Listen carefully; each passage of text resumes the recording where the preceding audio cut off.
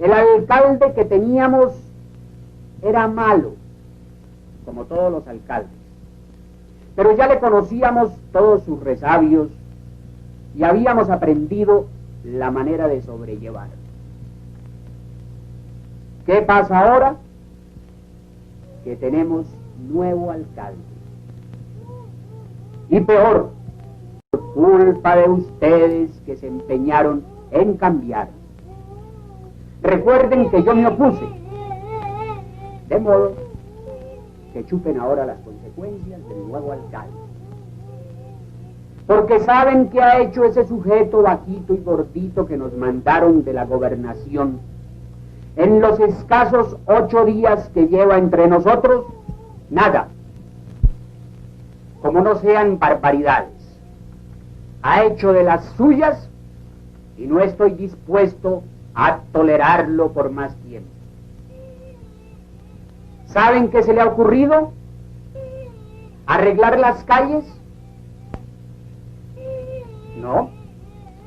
El nuevo alcalde no ha pensado en arreglar las calles llenas de huecos.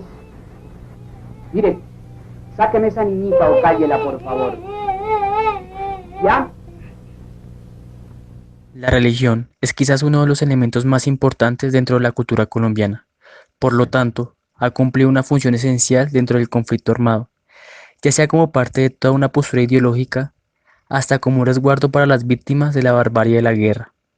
La esperanza y la pérdida de la fe son las dos fuerzas que se mueven al interior del conflicto, y asimismo, son esas cuestiones las que sobresalen en la religión. Tampoco podemos desconocer el papel que juegan las instituciones religiosas en el conflicto armado. La más importante de ellas es la Iglesia Católica, la cual es inevitable no relacionar con el conflicto bipartidista, solo entendiendo el papel tan preponderante que jugaba la Iglesia en los periodos de gobierno conservador.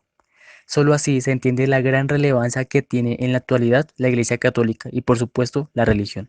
De esta manera se entiende el papel que jugó la Iglesia durante el Bogotazo, y aún más, cómo logró mantenerse después de esta. Cómo la gente seguía aferrándose a una religión que estaba fuertemente vinculada con la Iglesia y que fue responsable en gran medida del conflicto. La explicación, aunque parezca compleja, no lo es. La Iglesia tenía fuertes relaciones con las oligarquías que defendían un statu quo tradicional y conservador. Asimismo, debido a sus fuertes lazos con la población, promulgaron mensajes que tenían intereses muy bien definidos. De este periodo se destaca cómo la religión encabezada por la Iglesia Católica y un contexto muy marcado, dada su confrontación con muchas ideas y proyectos del mundo moderno, generó en sus miembros actitudes fanáticas, violentas e intransigentes, con un accionar político muy activo en defensa de un statu quo, de los privilegios de las clases dominantes y de un orden conservador. Claramente esto empezaría a mutar, ya que la religión, si bien la podemos colocar en un pedestal sumamente despectivo, esa también ha jugado un papel clave en momentos de cambio, y por supuesto, como una bandera de resistencia. Un ejemplo de esto es la teología de la liberación, que aunque parezca contradictoria por su definición, nació en las alas conservadoras de la Iglesia Católica. Y de nuevo, aunque la explicación pareciese compleja, no lo es.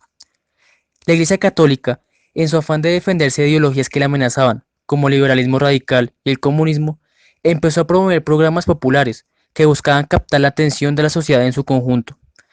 En otras palabras, lo que se buscaba era introducirse más en las cuestiones sociales, lo que la llevó a involucrarse con los obreros, lo que provocaría después que algunos grupos quisieran separarse de la Iglesia. Claramente, esto no fue permitido por la misma. Pero esas cuestiones de apertura en materia social y en proceso de formación laica llevado a cabo en las décadas de 1930 y 1940, sentaron las bases para que nuevas generaciones buscaran algo más, todo bajo el raciocinio religioso, lo que provocó el comienzo de algunos grupos revolucionarios y la influencia en otros. Un ejemplo de esto es el grupo guerrillero del ELN, influenciado por las ideas de Camilo Torres. Es importante mencionar en este apartado una de las piezas fílmicas más importantes que se han realizado en Colombia, y es precisamente sobre la vida de Camilo Torres.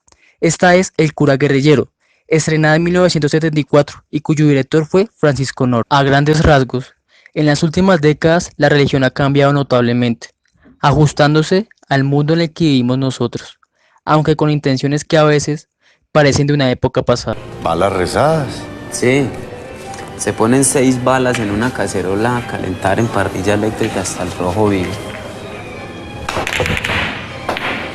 Después se les polvorea agua bendita de la iglesia de San Judas Tadeo. Y mientras está evaporando el agua, uno cuenta hasta 3 y reza con la fe del carbonero. Por la gracia de San Judas Tadeo, que estas balas de esta suerte consagradas den en el blanco sin fallar y que el difunto no sufra. Amén.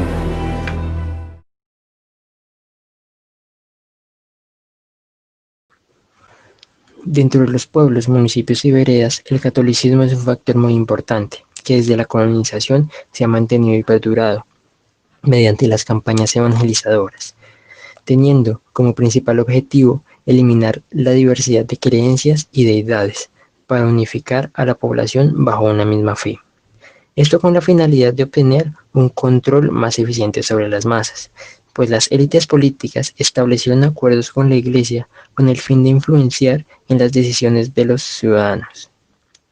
Los sermones dominicales eran los espacios utilizados para lograr este fin, pues al contar con una amplia legitimidad social facilitaban la promulgación y promoción de ideas que seguirían reproduciendo las estructuras sociales dominantes.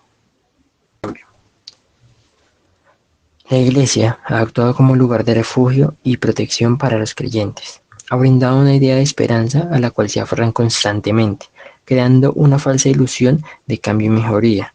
Sin embargo, cuando las cosas no salen como se tenían previsto, esta fe va disminuyendo, se va transformando y orientando en otros caminos. Esto suele suceder en situaciones como las del conflicto armado colombiano, donde el fuego cruzado, las masacres y desapariciones hacen que esta fe y esperanza queden reducidas a nada, pues en lugar de ellas, el miedo, la incertidumbre y la rabia se apoderan de la población, que sumergida en estos sentimientos se preguntan el por qué Dios permite estos hechos. En el departamento del Chocó se encuentra Bellavista, cabecera municipal de Bojayá y epicentro de una de las peores masacres del país. El 2 de mayo del 2002, hacia las horas de la mañana, combatía en el frente José María Córdoba, de las guerrillas de las FARC, y el bloque Elmer Cárdenas, del grupo paramilitar AUC. Hacia las 10 de la mañana, la guerrilla lanzó un cilindro cargado de explosivos. Por desgracia, este cayó por el techo de la capilla San Pablo Apóstol, que resguardaba alrededor de unas 600 personas del fuego cruzado entre la guerrilla y paramilitares. Al hacer explosión, acabó con la vida de 117 personas, dejando también un saldo de 114 heridos. Julio César Herrera logra fotografiar las ruinas en las que quedó la iglesia de Bojayá luego de la explosión del cilindro bomba, afirmando que el panorama con el que se encontró fue de desolación y soledad, pues en el pueblo no quedaba nadie. Sus habitantes huyeron por el río Atrato hasta Quibdó o se internaron en la selva. Otro de los fotógrafos que retrató esta barbarie fue Jesús Abad Colorado, produciendo una de las fotografías más icónicas de esta masacre, donde se muestra al Cristo de la iglesia mutilado, producto de la explosión. Esta fotografía es una de las más representativas del conflicto armado colombiano. Masacres atroces como esta hacían que los creyentes se convirtieran en víctimas, los cuales debido a las torturas y actos violentos de los que debieron ser testigos, se cuestionaban frente a la misericordia y compasión que tanto presumía la Iglesia, colocando en tela de juicio esa idea de esperanza y justicia, pues muchos de los afectados no tenían la culpa de nada y aún así tuvieron que pagar con sus vidas o con la de sus familiares y amigos. Ni siquiera la imagen sagrada del Cristo y la Virgen pudieron salvarse de los horrores de la guerra, pues sus cuerpos evidencian que han sido víctimas de la devastación por parte de los grupos armados, lo que también ha ocurrido con miles de civiles, pues han caído en campos minados o son torturados como símbolo del poder que ejercen los grupos ilegales. Ya no fue suficiente rezar, pues el alma más devota termina pagando con su vida las consecuencias de la guerra. La fe y la esperanza iban disminuyendo tras cada masacre, tras cada muerto.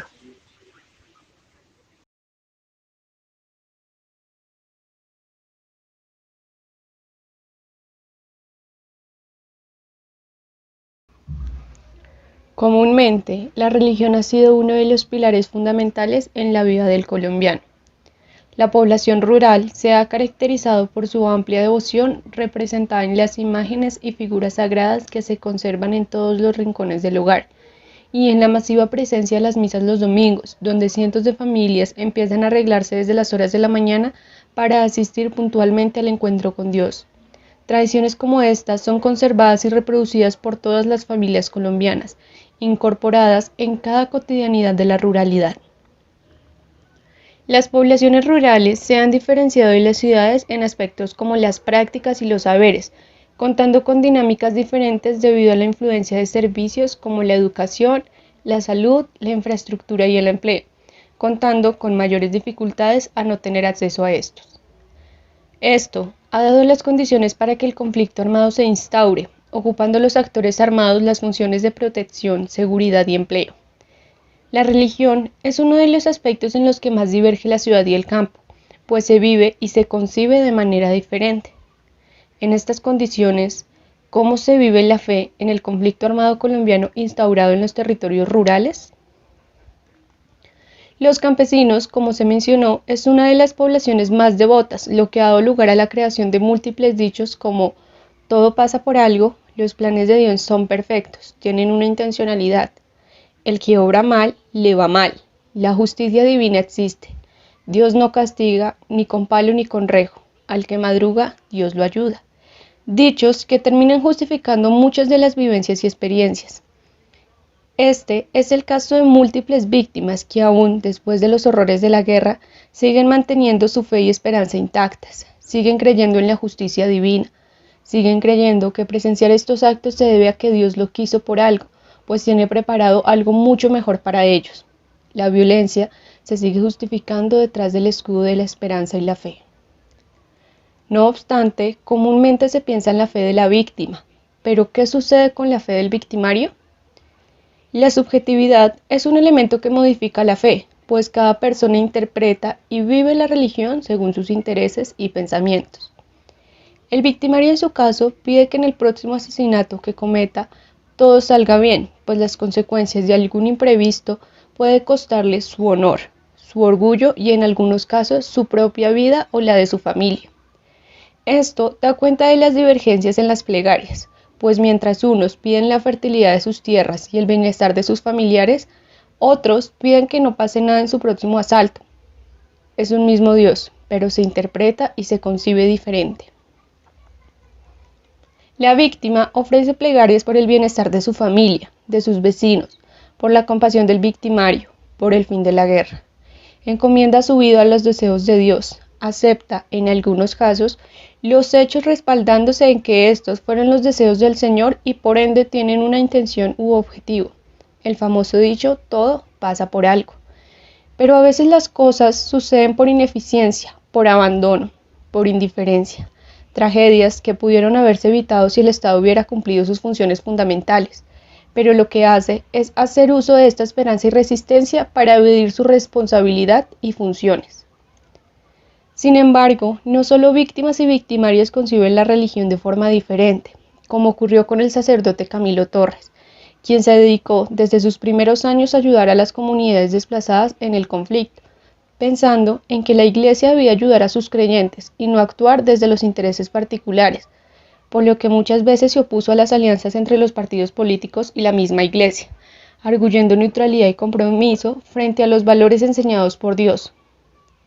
Esta visión lo llevó a plantearse un análisis más profundo sobre los acontecimientos, por lo que fue perseguido por el Estado y los actores armados, lo que lo obligó a desplazarse y actuar desde el monte de la insurgencia uniéndose al ELN, Ejército de Liberación Nacional, cayendo en su primera batalla. ¡Para joder conmigo!